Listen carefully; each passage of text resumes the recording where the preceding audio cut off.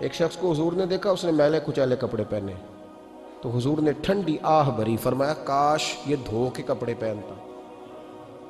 ایک شخص کو دیکھا بال بکھرے ہیں، کنگھی نہیں کی، تو حضور فرمانے لگے کاش یہ کنگھی کر لیتا۔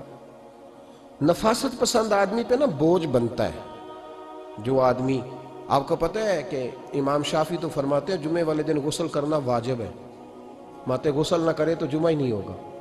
اگرچہ ہمارے امام صاحب کے نزدیک سنت ہے۔ یہ سنت کب بنا؟ ایک دن نہ بہت سارے لوگ اپنے اپنے کام سے اٹھے، مسجد میں آ گئے، مسجد نبوی میں۔ کوئی کسان تھا تو کھیت سے اٹھ کے آ گیا، کوئی مزدور تھا تو مزدوری سے اٹھ کے آ گیا۔ تو مسجد میں جب بہت سارے لوگ جمع ہوئے نا، تو بعض لوگوں کو دقت محسوس ہوئی، تو رسول کریم علیہ السلام نے فرمایا کتنا ہی اچھا ہو کہ تم جمعے والے دن نہا کے آیا کرو۔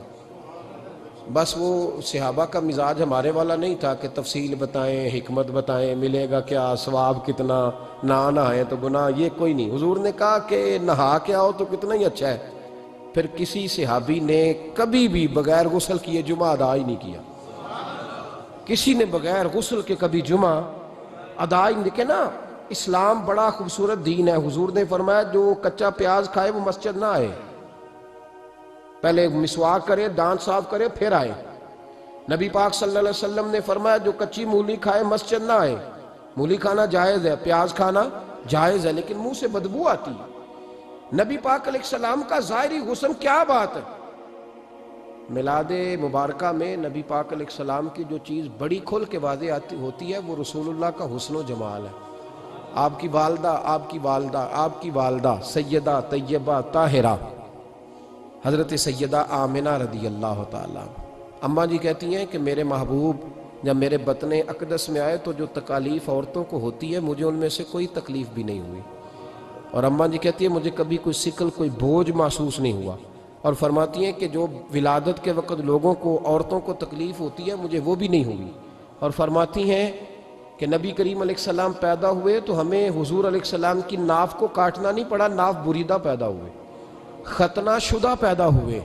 آپ کو پتہ ہے عورتیں غسل دیتی ہیں بچے کو پیدا ہونے کے بعد، لیکن میرے محبوب نے سجدہ ہی کر لیا پیدا ہوتے ہی، امتی امتی کہتے ہوئے پیدا ہوئے۔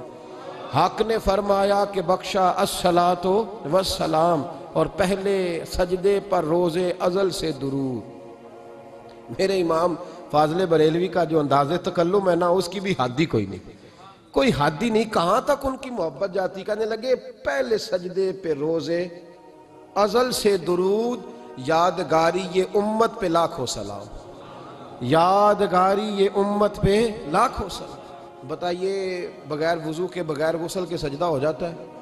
تو حضور نے سجدہ کر کے بتایا کہ اللہ نے مجھے پاک صاف پیدا کیا ہے۔ نبی پاک صلی اللہ علیہ وسلم کی والدہ نے جب یہ باتیں ارشاد فرمائیں تو لوگوں نے پوچھا ان سے کہ اماں جی پھر آپ ایک جملے میں بتائیں کہ ماجرا سارا کیا تھا، آخر ایک ولادت تو ہوئی نا، آپ کے وجود اطہر سے ایک بچہ تو نکلا، تو یہ کیا تھا؟ تو سیدہ آمنہ فرمانے لگی خارج منی نور، بس میرے وجود سے ایک نور نکلا ہے، بس میرے وجود سے ایک، اور روشنی آتی جاتی ہے تو کسی کو تکلیف نہیں دیتی، ایک نور نکلا۔ میرے رسول کریم علیہ السلام کو ظاہری حسن بھی کمال دیا، اور پھر حضور کی نفاست پسندی، صفائی پسندی۔ نبی پاک جب بات کرتے تھے نا تو حضور کے دانتوں سے نور نکلتا، اس کے باوجود حضور ہر وضو کے لیے مسواک کرتے۔ میں نے ہر نماز کے لیے نہیں کہا، میں اپنے لفظوں کا ذمہ دار ہوں۔ کس کے لیے بولیں آپ حضرات؟ ہر وضو کے لیے، یعنی اگر نبی پاک نے وضو نماز کے لیے کیا تب بھی مسواک کی، اور اگر قرآن شریف کی تلاوت کے لیے کیا تو پھر بھی مسواک کی، کسی اور موقع کے لیے وضو فرمایا تو پھر بھی مسواک کی۔ اور سیدہ عائشہ فرماتی ہے جب بھی حضور گھر سے نکلنے لگتے پہلے مسواک فرماتے، حالانکہ رسول پاک کے دندان اقدس تو نور والے تھے، ضرورت ہی نہیں تھی۔ ہماری تعلیم کے لیے نفاست پسندی۔ ایک بات میں نے شروع کرنی ہے پر آپ نے ناراض نہیں ہونا، پہلے وعدہ کر لیں، جڑے نہیں بولے انہوں نے کی ارادہ ہو جانا ہے، چلو ہو جائے، کوئی گل نہیں، خیر ہے، ہو جائیں آپ ناراض۔ نبی پاک نے بڑی مونچھیں نہیں پسند کی، حضور کو اچھی نہیں لگتی تھی۔ ایک بات پوچھتا ہوں آپ سے، یہ درد دل ہے میرا اور صرف سمجھانے کے لیے عرض کر رہا ہوں، کوئی تنقید نہیں، اللہ تعالیٰ مجھے نیت کا وضو عطا کرے۔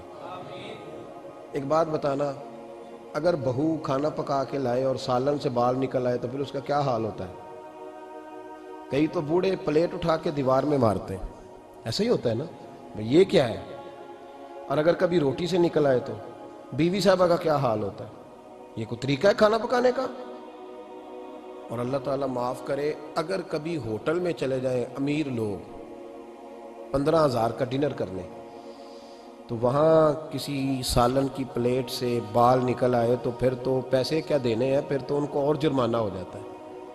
یہ تو سارے بال نکل آئے تو مشکل، اور ویسے بھی جو نفاست ہے نا طبیعت کی، اس پر بوجھ بنتا ہے، بال کھانے میں ہو آٹے میں ہو تو بوجھ بنتا ہے۔ تو بڑی مونچھوں والا دوست بھائی بزرگ جب پانی پیے گا تو بال پانی میں جائیں گے کہ نہیں جائیں گے؟ حکیم اور ڈاکٹر کہتے ہیں کہ کینسر کے مرض کا خطرہ ہے۔ اب باقی بھی راضی نہ ہوں، حضور نے بڑی مونچھیں بھی پسند نہیں کی اور چھوٹی داڑھی بھی پسند نہیں کی۔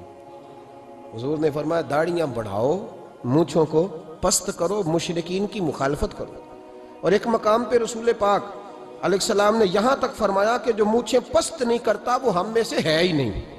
اتنے سخت لفظ۔ ایک صحابی تھے، آپ یقین کریں نا، کئی دفعہ دوستوں کو کہنا پڑتا ہے، اور کئی دفعہ نا مجھے محسوس ہوتا ہے کہ یار ہم روز ہی کہتے ہیں، لیکن کہتے پتہ کیوں ہے؟ کہ بوجھ بنتا ہے وہ بندہ جو اس طرح کی تباہ کے ساتھ آتا ہے، جو حضور نے پسند نہیں کیا۔ ایک شخص نبی پاک کے سامنے آیا، قاضی عبدالدائم دائم صاحب نے لکھا ہے، بڑی خوبصورت بات لکھی ہے، کہنے لگے حضور کے سامنے وہ اکثر آیا کرتا تھا تو مونچھیں بڑی تھی، حالانکہ داڑھی بھی بڑی تھی، مونچھیں بھی بڑی تھی۔ 2-4 دفعہ حضور نے باتوں میں تات اللفظ سمجھایا۔ کچھ بندے نہیں سمجھتے، تات اللفظ سمجھاؤ یا بڑا کھول کے سمجھاؤ پر بات سمجھنے کو تیار نہیں ہوتے۔ پتہ نہیں کیا ایسا حسن ہے بھئی، جو حسن نبی پاک نے پسند نہیں کیا وہ کبھی حسن ہو سکتا ہے؟ کبھی خوبصورتی ہو سکتی ہے؟ وہ کسی کا ذاتی کلچر تو ہو سکتا ہے پر دین کی تہذیب نہیں۔ نبی کریم علیہ السلام نے کئی دفعہ سمجھایا تو ان کی سمجھ میں بات نہ آئی۔ ایک دن وہ بیٹھے ہوئے تو حضور نے ایک صحابی سے فرمایا کینچی لاؤ۔ کہنے لگے میں سمجھ گیا کہ میرے ساتھ کچھ ہونے لگا ہے۔ ساتھ ہی حضور نے فرمایا ایک مسواک بھی لانا۔ کہنے لگے میں نے کہا بچت ہو گئی، میرے تو دانت صاف ہے۔ تو یہ شاید اس کی بات ہونے لگی ہے جس کے دانت بھی ٹھیک نہیں۔ دونوں چیزیں جب آ گئی نا تو حضور اٹھے اور نبی پاک نے مسواک ان کے ہونٹوں پہ رکھی، اسی سے آبی ہونٹوں کے اوپر مسواک رکھ کے تو اوپر سے حضور نے مونچھیں کاٹ لی۔ فرمایا یہ نہ ایسا کرو، یہ چیز مجھے پسند نہیں ہے۔ حضور نے نفاست پسندی کو۔ اب تو اللہ تعالیٰ خیر کرے، ملانگ آ گئے مارکیٹ میں، ملانگ، درویشی، فقیری، اور ان کے پاس رش بھی زیادہ ہے، ان کے درباروں پہ بھی رش زیادہ ہے۔ جی کہتے ہیں حضرت صاحب درویش آدمی ہے۔ بھئی روٹی تو پورے ٹائم پہ کھاتا ہے، مونچھیں کٹوانے میں ہی درویش ہو گیا ہے، نہ بال کٹواتا ہے نہ مونچھیں کٹواتا ہے۔ یہ گرو نانک کی تعلیمات ہیں، یہ نبی پاک کی تعلیم نہیں۔ وجود کا کوئی بال نہ کٹوانا یہ سکھوں کا طریقہ ہے، مسلمانوں کا یہ انداز، یہ کدھر کی فقیری ہے؟ دین کوئی غلاظتوں والا ہے معاذ اللہ، کہ بابا کپڑے نہیں بدلتا، بابا غسل نہیں کرتا، بابا بال نہیں کٹواتا۔ بابا ہے؟ پاگل ہے؟ قطعی طور پر کوئی فقیری نہیں، فقیری صرف وہ ہے جو میرے نبی نے کیا ہے۔